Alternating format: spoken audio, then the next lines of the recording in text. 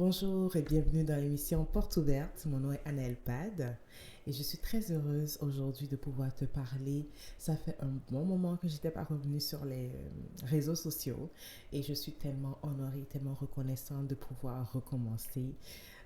Pour toi qui me suivais depuis un moment, je voulais vraiment te dire que je suis désolée. Je te présente toutes mes excuses pour ce long moment d'attente, d'absence. C'était peut-être pas clair pour toi qu'est-ce qui se passait, mais je suis là. Je suis de retour définitivement et c'était pour les bonnes raisons. Tu auras le temps de découvrir très très bientôt. Alors, aujourd'hui, j'aimerais parler à une femme euh, qui est mariée et qui souffre dans son ménage, qui souffre, qui est brisée, qui se sent humiliée et qui a juste envie de partir, qui a juste envie en fait de divorcer. C'est à toi que je parle aujourd'hui. J'aimerais vraiment que tu prennes le temps de m'écouter, que tu prennes le temps de m'écouter mais avec les oreilles du Saint-Esprit. Parce que c'est extrêmement important ce message aujourd'hui pour toi. Je veux commencer par te dire une chose très très importante. En tant que femme mariée, moi également, je comprends certaines réalités que tu traverses. Je ne peux jamais comprendre tout parce que je ne suis pas dans ton mariage. Mais il y a des réalités dont je peux te parler, dont celle-ci. Aujourd'hui, tu as peut-être envie de partir parce que tu te sens humilié, tu te sens brisé, tu es triste. Tu vois en fait que l'homme que tu as épousé, c'est comme si c'était un étranger. Tu te dis, mais c'est qui celui-là? C'est comme si je ne lui trouve plus rien de beau. Il ne me plaît plus, c'est mon ennemi. Il est là juste pour m'attaquer. En fait, c'est lui le mal. Mais j'aimerais te poser une question. Est-ce que tu es sûr que tu es en train de t'attaquer à la bonne personne?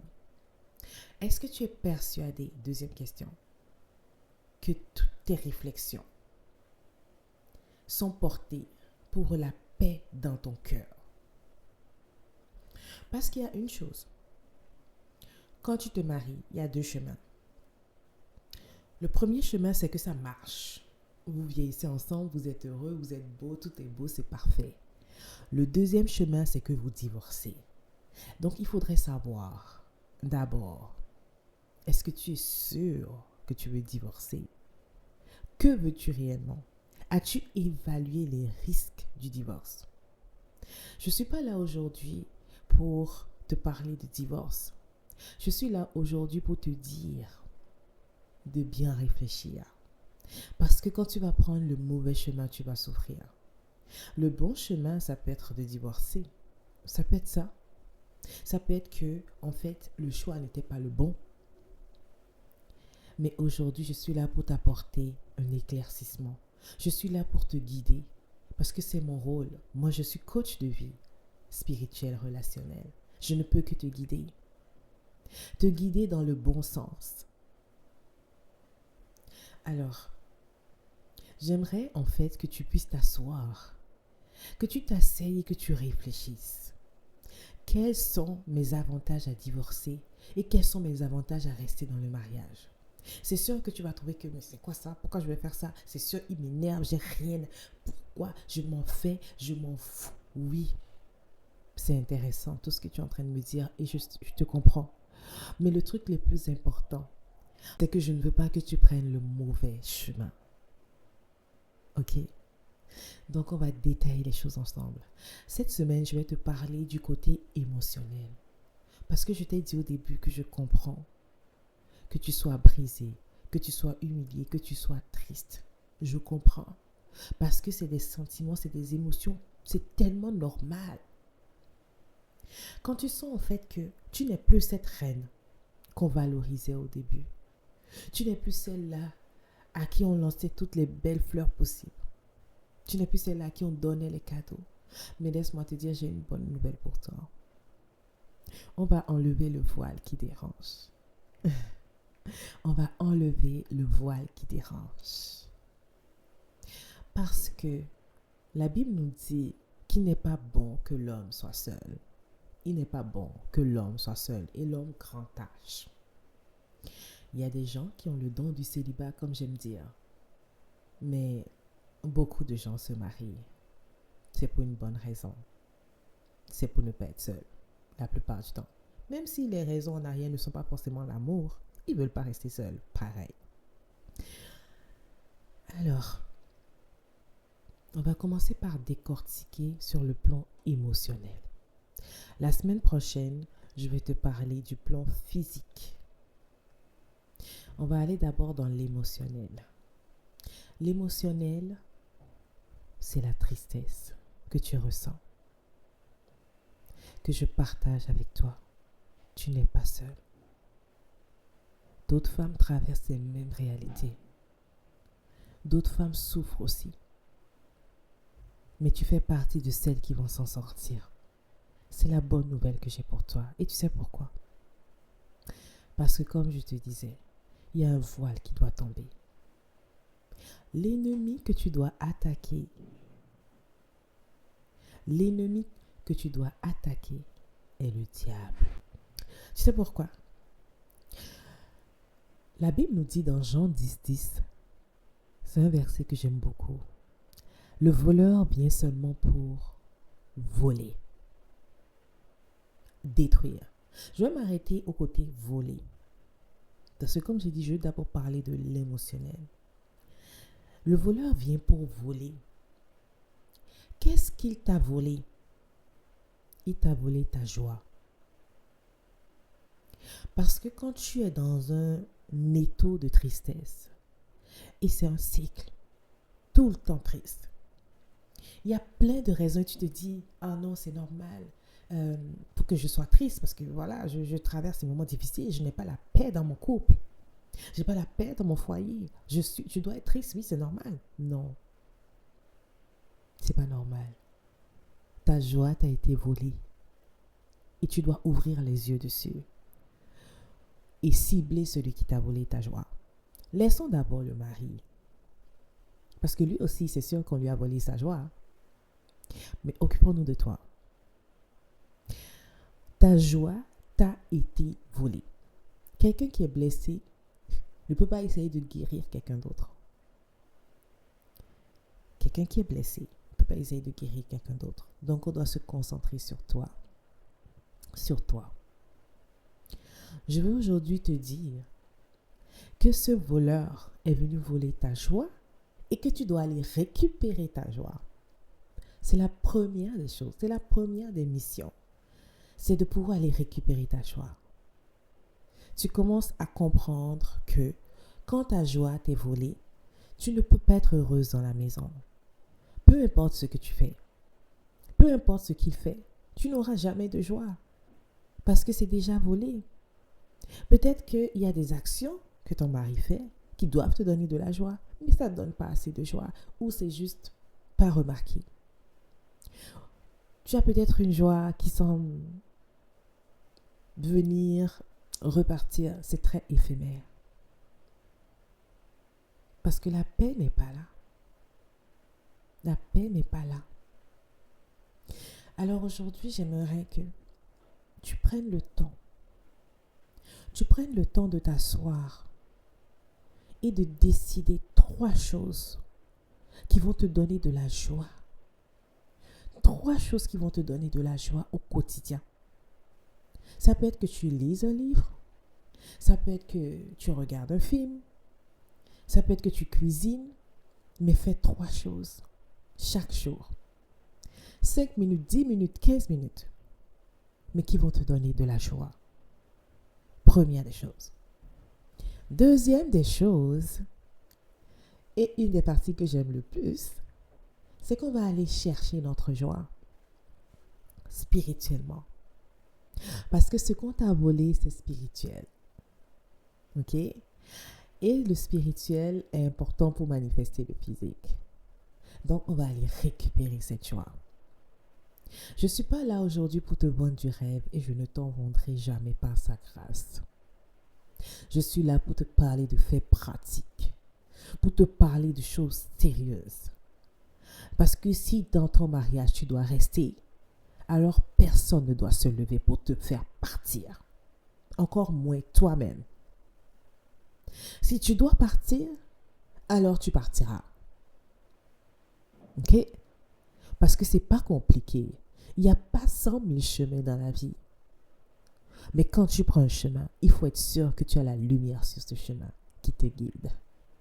Ok? Donc, ta joie, pour la récupérer, la première des choses que je vais te donner, le premier outil que je vais te donner, à part celui de chercher 3 choses qui te donnent la joie, on va parler maintenant des outils spirituels. Le premier outil que je vais te donner, c'est un verset. Soyez sans cesse dans la joie. Soyez toujours en joie. Ça, c'est un premier outil. Tu sais pourquoi le verset est un outil? Moi, j'adore utiliser les versets pour prier. Le verset, c'est la parole de Dieu. La parole de Dieu, c'est écrit dans la Bible qu'elle ne retourne jamais sans effet. C'est-à-dire que quand Dieu dit, et c'est lui qui a dit, il a le devoir d'exécuter parce qu'il a dit. Et cette parole, avant qu'elle ne vienne à nous, elle a été purifiée. Donc ce n'est pas un homme pour mentir. Alors quand tu veux avoir des manifestations rapides dans ta vie, le moyen le plus efficace, c'est d'utiliser la parole de Dieu. Et là, je te parle du plan spirituel. C'est d'utiliser la parole de Dieu pour lui retourner sa parole et lui dire, voici ce que tu as dit dans ta parole. Voici ma situation. Voici ce que tu as dit, voici ma situation. Tu n'es pas un homme pour mentir, alors pourquoi je vis ça? Tu es triste.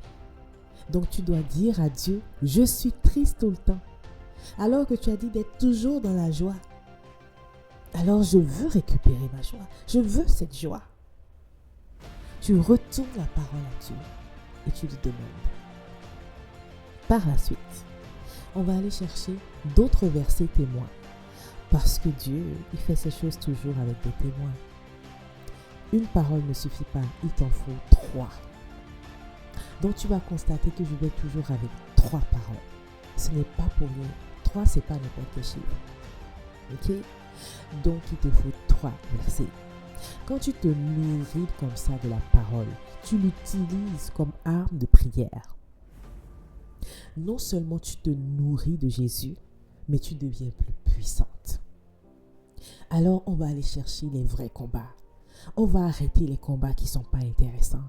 On va rentrer dans notre chambre et on va prier. Parce que le vrai ennemi se cache.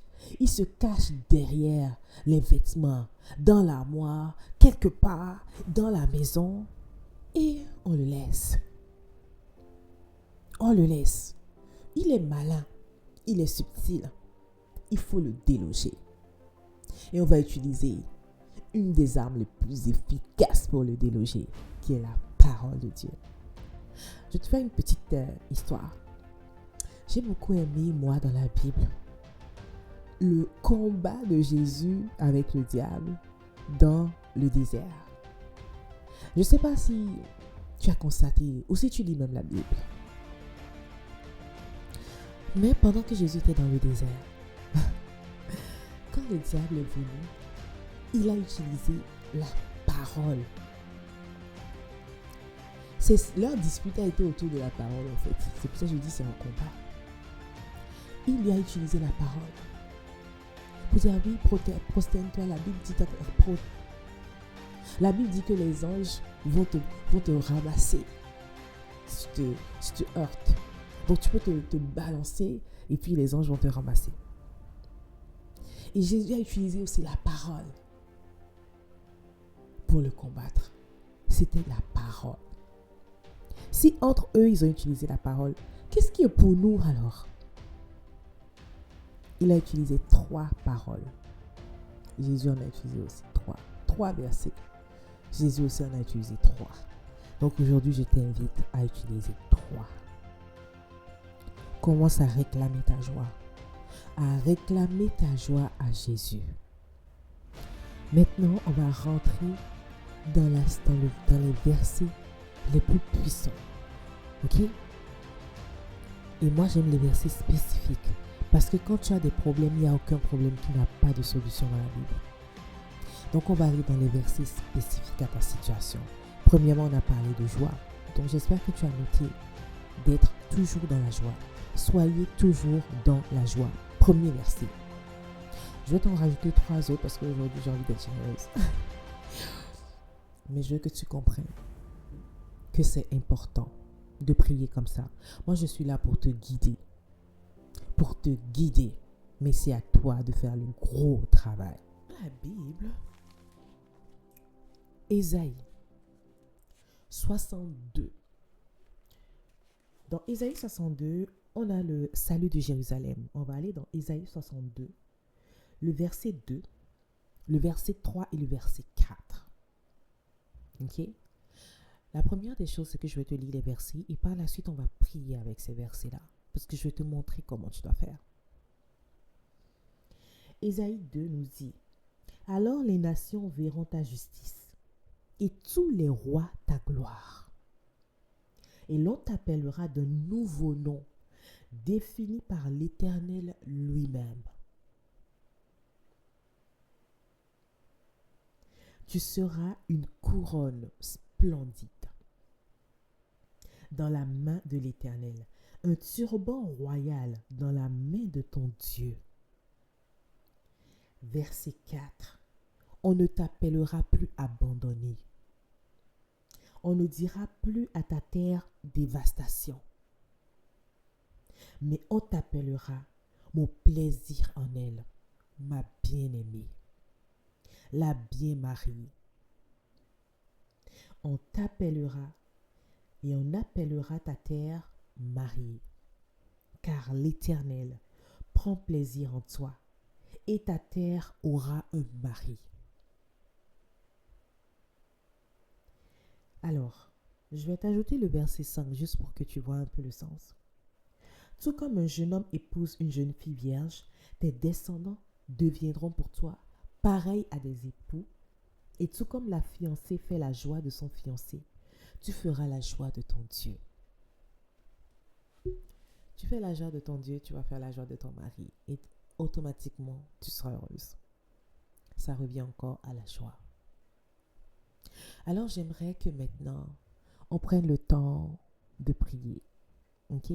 J'aimerais qu'on prenne le temps de prière.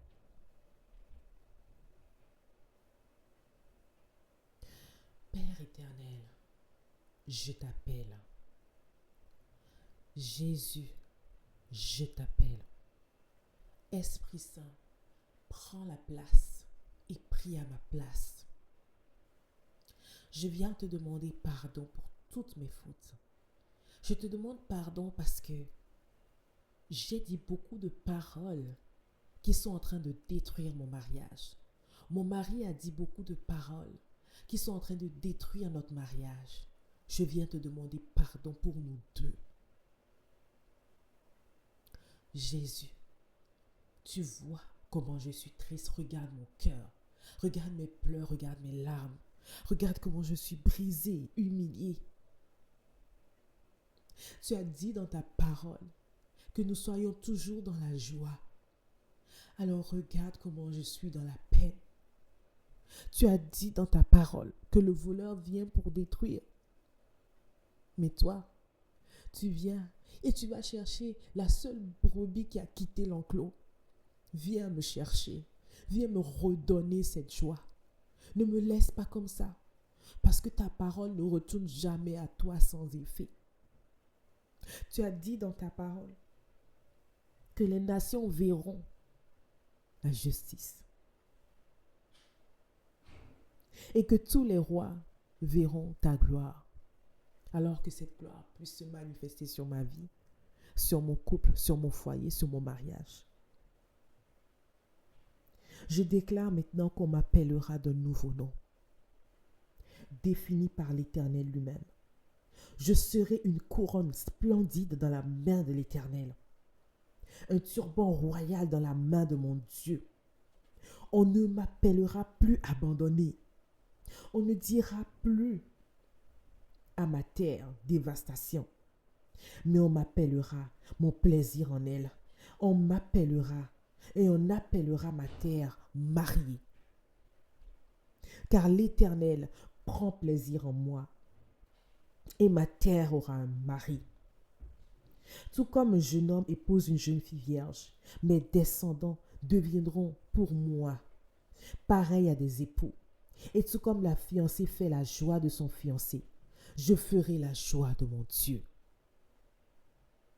Amen. Sur ce, je te dis à la semaine prochaine.